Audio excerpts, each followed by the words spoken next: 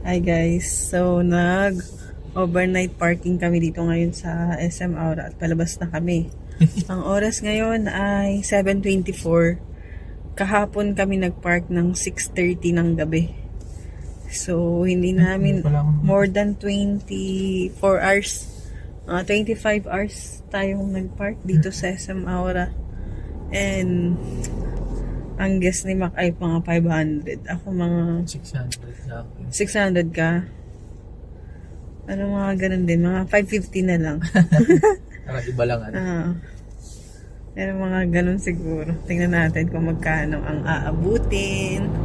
Dito kasi kami nag-park dahil malapit lang sa bahay nila. And holiday ngayon. Kaya nag-spend kami ng time sa kanila ngayon.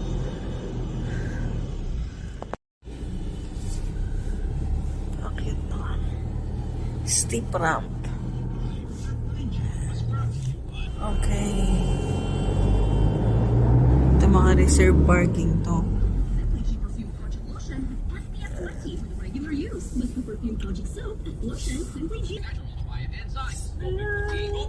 Usually, pag pupunta kami dito sa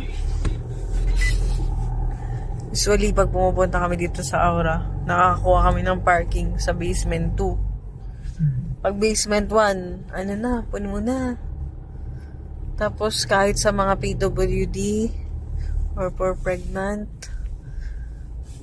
ang dami rin. Ano na pag linggo. Ayan na. Tingnan natin kung magkano ang aabutin ng aming parking rate. Ito ba? Kano kaya?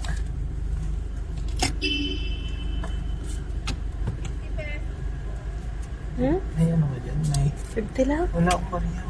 50 lang? Hala, sabihin mo, overnight tayo na. Sabihin ko? Magkano po? 50? Ano po kami? Overnight po kami. Kahapon pa kami kahapon pa, no? Oo. Anong oras? Alas 6? Mga 6:30. 6:30. Nakaka ako oh. 460. 460. Yeah, overnight. Salamat. Yeah, Baka overnight. maano ko eh. Para lang maging honest. Ayo, may balik yan. Mura lang rin. Kasi kung sisingilin tayong 15 natin, hindi rin tayo makatulog ng maayos. 460 lang. Kala ko nga 500. Akala ko rin. Si ilan yun? 300 plus yun. Oo. So, plus 160 lang. ORCR? Kailangan ba? Ay, yung ORCR mahal. Nandiyan wala dito ah. Ayun, mga nakaipit. May nakaipit. Yung dito. Asan ba yung ORCR ng sasakyan? So, inanapan kami ng ORCR.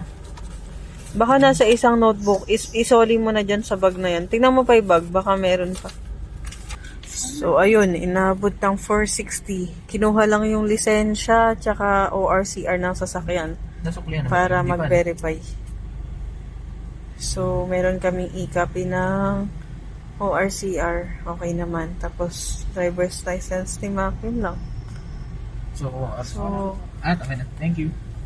thank you. Ito ilagay mo doon sa So, ayun, mga kapatid. 460 lang. 460 lang. Inabot kami ng 25 hours. Actually, more than 25 hours pa. Actually, si ate yung nangyari kanina, 50 pesos lang. Hindi niya tinignan. Kasi ang tinignan niya lang yung parang rate lang. Oo, kasi Na 50 hindi niya pesos. nakita, hindi. Oo, hindi na nila Pero tinignan. maano siya doon. Oo, kasi may Hindi record natin. sila eh, no? Hindi natin sabihin. Baka makalusot yun. Pero hindi naman nasabi. Pero kung hindi namin inamin, magkakabagbayad lang kami ng 50 pesos. Pero hirap naman, hindi rin maganda. Kailangan maging honest tayo.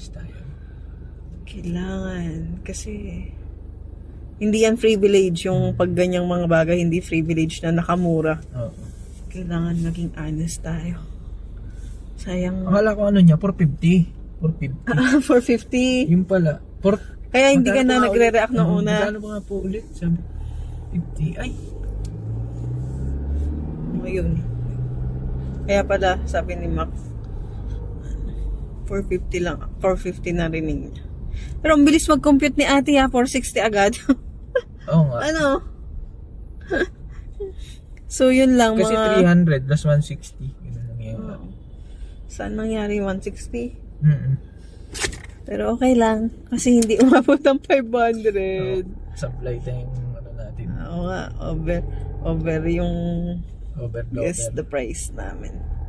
Ano? So, yun lang. Yung shinare lang namin yung experience para kung mag-gawi kayo dito sa SM Aura. SM Aura, ganyan.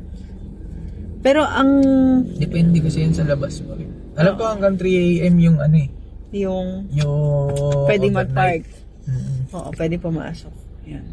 Isa pa sa maganda dito sa SM Aura, fixed rate siya pag weekend. Mm-mm. 50 pesos Kasi lang. dito kami sa market dati. Parang hapon hanggang mga alas 8 4 naman. hours lang. O ang binabayaran namin 150 pataas. Tapos nung nag-search ako dito sa SM Aura kung magkano yung parking, tag-try lang kami. Fixed rate siya pag weekends, kaya 50 pesos. So, hindi na kami nag-market na parking. Kasi nagtatagal naman kami dun sa house nila. Ano lang, 50 lang kahit anong oras. Makamura pa rin kami. So, yun lang. God bless you. Bye!